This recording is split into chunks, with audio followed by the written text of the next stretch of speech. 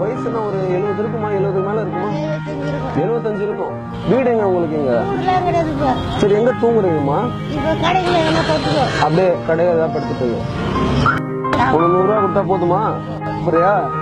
2 நாளைக்கு சாப்பிட வச்சு கரெக்டா ஒரு வாரத்துக்கு 100 ரூபாவை என்ன சொல்றீங்க? ஒரு வாரமா 100 ரூபா கொடுத்தா சாப்பிடுவீங்க?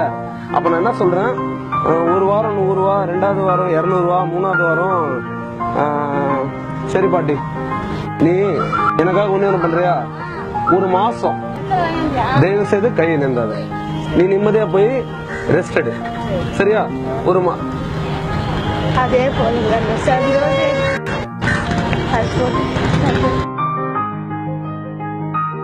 கரெக்டா ஒரு மாசமா 500 ரூபா.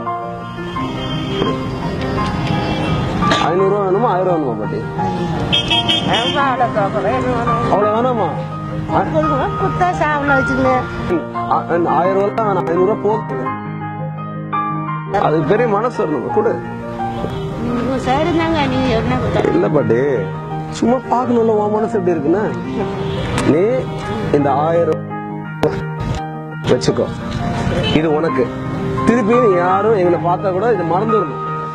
இது பையனா ஒரு அம்மா எல்லாரும், நான் மட்டும் இல்ல, என் பின்னாடி இருக்கிறவங்க, என்ன நேசிக்கிறவங்க, நம்ம பண்ணுவோம் நம்புறவங்க எல்லாருமே அவங்க சார்பா, சரியா? அண்ட் இது எங்க அம்மாக்கு நாங்க பிச்சையெல்லாம் தரல, ஏதோ ரோட்ல இருக்காங்கன்னு தரல. என் அம்மா இப்படி ரோட்ல இருந்தா விட்டுற முடியுமா? விட முடியாத. உங்களுக்கு என்ன வேணுமோ வாங்கி சாப்பிடுங்க, ரெஸ்ட் எடுங்க. 70-80 வயசு ஆயிடுச்சு. நீங்க இப்படி வந்து வெயில்ல உக்காந்து இந்த டைம்ல, அண்ட் அதே மாதிரி இத ஒரு மாசம் போக மாட்டேன். டீ வாங்கி சாப்பிட்டு பத்து கிடப்பேன்.